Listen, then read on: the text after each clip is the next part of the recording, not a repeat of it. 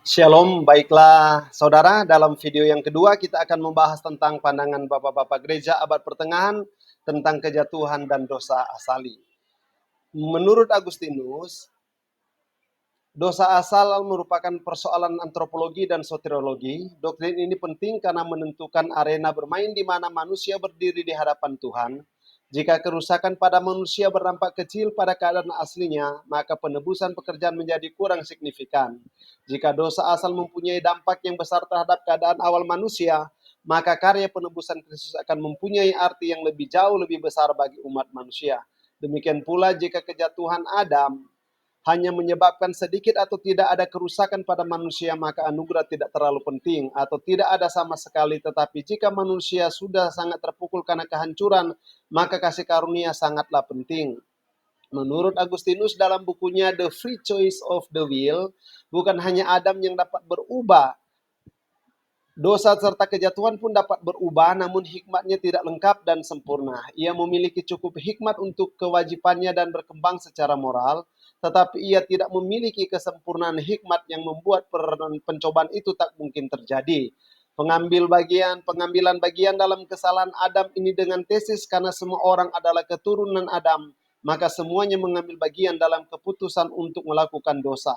Dalam pemilihan yang salah dari satu orang itu semuanya berdosa dan mereka semua menanggung dosa asal. Itu menurut Agustinus bahwa ketika Adam berdosa maka semua manusia berdosa. Manusia diciptakan dalam keadaan lurus, namun Tuhan tidak bertanggung jawab atas cacat manusia.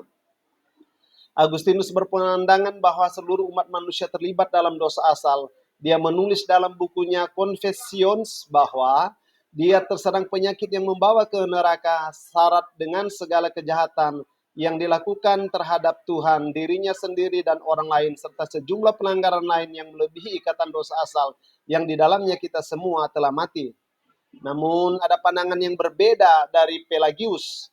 Adam memilih untuk berbuat dosa dan dengan demikian ia menjadi berdosa. Bagi Pelagius, gagasan meneruskan dosa melalui prokreasi adalah tidak akal. Adam bukanlah wakil umat manusia sehingga dia tidak mewaspadai sifat dosa atau kesalahannya. Dosanya terhadap Allah merupakan sebuah peristiwa tersendiri yang tidak mempunyai akibat apapun terhadap siapapun kecuali dirinya sendiri.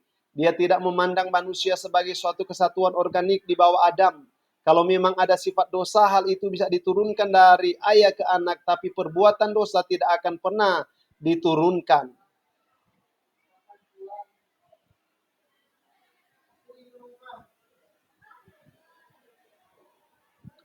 Menurut Pelagius, dosa Adam sama sekali tidak diturunkan kepada para pendahulunya. Ia berpendapat bahwa doktrin dosa menular dan dosa asal adalah penghujatan akan menjadikan Tuhan tidak benar jika melakukan hal seperti itu. Dosa asal mengubah sifat manusia dari baik menjadi buruk, dan ini menjadikan Tuhan pencipta kejahatan. Dia berpendapat bahwa jika sifat manusia jahat, maka hal itu tidak dapat ditebus dan Kristus sendiri yang harus memilikinya. Jika Kristus memiliki sifat berdosa, ia tidak dapat menebus dirinya sendiri. Apalagi manusia. Ia berpendapat bahwa semua anak dilahirkan dalam keadaan netral sama seperti Adam sebelum kehancurannya. Ia berpendapat bahwa satu-satunya perbedaan antara manusia sekarang dan Adam ketika ia pertama kali diciptakan adalah bahwa manusia telah diberi banyak contoh buruk untuk dijalani. Ada pandangan dari Thomas Aquinas, dosa Adam mengubah keadaan awal manusia karena kehendak manusia selaras dengan Tuhan dalam ketundukan penuh, namun setelah kehancuran manusia memiliki keinginan untuk tidak lagi mengikuti tatanan yang sudah ada. Aquinas mengajarkan bahwa dosa Adam diturunkan ke keturunannya. Dia menulis dalam bukunya Summa Theologica, kita terikat untuk berpendapat bahwa dosa pertama manusia pertama diturunkan kepada keturunannya melalui asal-usulnya. Ia menjelaskan hal tersebut dengan mengungkapkan solidaritas umat manusia. Ia percaya bahwa seluruh umat manusia lahir dari Adam dan dianggap sebagai satu manusia, karena semua telah diberikan sifat yang sama dari Adam dan Hawa. Aquinas mengilustrasikan kesatuan ini dengan mengatakan bahwa semua anggota suatu komunitas adalah satu tubuh, dan seluruh komunitas adalah satu orang. Dosa yang dilakukan oleh satu anggota merupakan cerminan, bukan cerminan sebagian, melainkan keseluruhan. Gangguan yang ada pada manusia kelahiran Adam itu dijiwai oleh kehendak Adam dan bukan karena kemauannya sendiri. Kita melihat bagaimana pandangan dunia modern, pandangan Katolik Roma, kita melihat bahwa pandangan gereja Roma Katolik semenjak Vatikan II mengesahkan penghapusan kepercayaan bahwa umat manusia diturunkan dari Adam dan Hawa yang historis, orang Katolik Roma seperti kaum Protestan telah memikirkan ulang doktrin tradisional itu. Tradisi Katolik Roma menganggap impuls aktif untuk berdosa merupakan akibat dari sesuatu yang lebih mendasar, suatu cacat yang bersifat struktural yang kemudian disamakan dengan dosa asali. Dengan demikian dosa asali didefinisikan sebagai ketidakmampuan yang dinamis melalui pilihan pribadi individu untuk memasuki dialog secara bebas dalam tradisi ini. Dosa asali secara berkesinambungan dijelaskan sebagai hilangnya kebenaran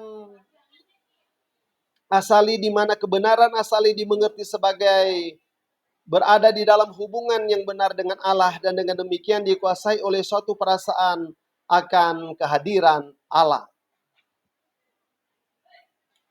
Menurut pandangan reformis Protestan, ajaran mengenai dosa asal dalam hubungannya dengan ajaran mengenai penebusan oleh Kristus memberikan pandangan jelas bagaimana keadaan manusia dan tindakannya di dunia ini. Melalui dosa nenek moyang kita, setan mendapat kekuasaan tertentu atas manusia. Walaupun manusia tetap tinggal bebas, dosa asal menghantar kepada perhambaan di bawah kekuasaan Dia yang sesudah itu berkuasa atas maut, yaitu setan. Dosa asal telah memutarbalikkan manusia secara radikal dan menghancurkan kebebasannya. Mereka mengidentifikasi dosa yang diwarisi setiap manusia dengan kecenderungan jahat, concupiscentia, yang tidak dapat diatasi. Gereja menyatakan makna dan tawahyu mengenai dosa asal khususnya pada konsili Oranye kedua 529 dan kepada konsili Trente 1546. Kita melihat bagaimana pandangan Paulus tentang kejatuhan. Paulus berpandangan bahwa dosa Adam dalam 3 ayat yang diberikan di dalam Roma 5, 12, 14, 15, bahwa di sana dijelaskan bahwa satu orang berdosa semua orang berdosa dan itu adalah Adam. Paulus mengawalinya dengan kesimpulan kaum rabbinis bahwa kematian adalah hukuman untuk dosa Adam. Paulus sering menggunakan maut untuk menggambarkan tentang kematian spiritual maupun kematian tubuh. Paulus berkata dalam Adam adalah orang berdosa pertama dan generasi-generasi berikutnya menjadi berdosa melalui Adam. Namun Paulus tidak menjelaskan bagaimana dosa Adam memiliki kekuatan kausalitas. Namun Paulus kadang-kadang berbicara tentang dosa sebagai kekuasaan yang mengendalikan atau mempengaruhi umat manusia untuk melakukan tindakan immoral. Pandangan Yesus tentang dosa, bahwa pusat dari ajaran-ajaran Yesus adalah konsep-konsep perjanjian lama tentang dosa sebagai pencemaran, sebagai kesalahan akibat melanggar perintah-perintah Allah. Dalam konteks inilah Yesus merisaukan berbagai kecenderungan pada kejahatan yang melekat di dalam manusia. Pandangan penulis berpandangan bahwa dosa asali meliputi semua manusia karena Adam. Pada dasarnya setiap pribadi yang melanggar perintah Allah, pribadi itulah yang berdosa. Manusia berdosa dan telah kehilangan kemuliaan Allah di dalam Roma 3:23, dan upah dosa ialah maut. Roma 6:23, dosa itu bersifat batinia. Apa yang keluar dari diri manusia itulah yang menajiskan. Kata Yesus di dalam Matius 15 ayat 11, dosa berarti perbudakan dan dosa berarti pemberontakan terhadap Allah. Dosa adalah tindakan dan keadaan yang bertentangan dengan kekudusan Allah dan pelanggaran terhadap kehendak Allah sehingga memisahkan manusia dari Allah, mendatangkan murka Allah dan maut. Itu di dalam ayat-ayat firman Tuhan di dalam Roma 1:18, ada ayat 3, pasal 13, 6, Efesus 2, 1 ayat 2, Kolose 3, 5-6, Yakobus 4 ayat 17, 1 Yohanes 3 ayat 4. Kesimpulan, menurut penulis, Adam diciptakan menurut gambar Allah sempurna, lebih mulia dari makhluk ciptaan lainnya, namun Adam gagal dan menyerah pada godaan iblis sehingga ia jatuh ke dalam dosa dan membuat dia jauh dari Allah ketika Adam dan Hawa berdosa di Eden dan berpaling dari Tuhan. Mereka membawa dosa asali ke dalam dunia dan menjauhkan seluruh umat manusia dari Tuhan. Adam dan Hawa berbuat salah karena mereka menyerah pada godaan ular di Taman Eden. Dosa asali menjadikan manusia untuk cenderung menyerah ketika tergoda oleh kejahatan yang merajalela di sekitar manusia. Namun, sebagai Adam yang kedua membangun kembali hubungan dengan Allah dan menunjukkan bagaimana manusia dapat diperdamaikan dengan Allah, menempatkannya dalam hubungan yang benar sehingga manusia dapat memuliakan Allah. Demikianlah presentasi pada saat ini. Terima kasih, Tuhan Yesus memberkati.